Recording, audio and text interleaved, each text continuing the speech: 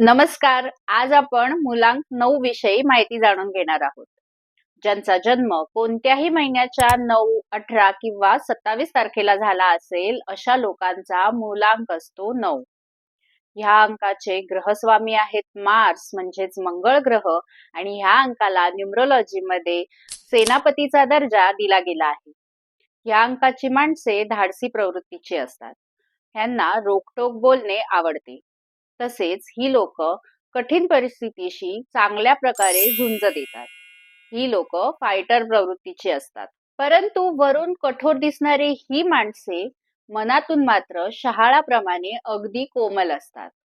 ही लोक फार जास्त मानवतावादी असतात आणि म्हणूनच दुसऱ्यांच्या मदतीला ही लोक सर्वात पहिले धावून जातात. ह्यांना दुसऱ्यांचे दुःख पाहवत नाही. कष्टात असणाऱ्या एखाद्या व्यक्तीला काहीही देताना ही लोक मागे पुढे पाहत नाही. महाभारतातल्या कर्णाप्रमाणे ही लोक स्वतःचे कवच कुंडलही काढून देतील इतकी ही लोक दयाळू असतात.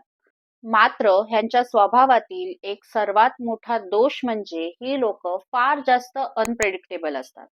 ह्यांना कधी कोणत्या गोष्टीचा राग येईल किंवा कोणत्या गोष्टीचे वाईट वाटेल हे सांगता येत नाही. आता तर बरा होता किंवा आता तर बरी होती, मग आता लगेच काय झाले, हे वाक्य ह्यांच्या पार्टनरच्या तोंडातून नेहमीच ऐकायला मिळते. हा एक उगीच येणाऱ्या रागाचा मुद्दा सोडला तर मात्र ह्यांच्यासारखे दुसरे चांगले पार्टनर नाहीत. ही लोक ह्यांच्या पार्टनरची खूप छान प्रकारे काळजी घेतात. तसेच ही लोक मनाने खूप जास्त प्रेमळही असतात. ह्यांच्या आजूबाजूच्या लोकांना ही लोक फार जास्त जपतात. मात्र रागावर कंट्रोल करणे हे ह्या लोकांनी शिकायलाच हवे.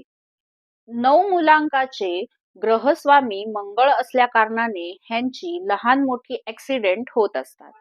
ह्यातून वाचायचे असेल तर ह्या लोकांनी हनुमानाची भक्ती करणे गरजेचे आहे. ह्या लोकांना पोटाचे, अपचनाचे किंवा स्किनच्या रिलेटेड इश्यूज दिसून येतात.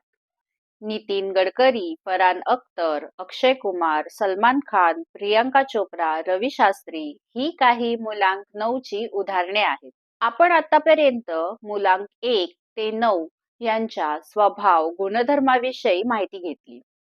आता पुढच्या येणाऱ्या सिरीज मध्ये आपण येणारं 2025 हे वर्ष प्रत्येक मुलांकाच्या व्यक्तीला कसे जाईल हे जाणून घेणार आहोत. तुम्हाला माझे हे न्यूमरोलॉजी विषयीचे माहितीपर व्हिडिओ आवडत असतील तर माझ्या चॅनलला लाईक, सबस्क्राईब, शेअर करायला विसरू नका. धन्यवाद. जय माता दी.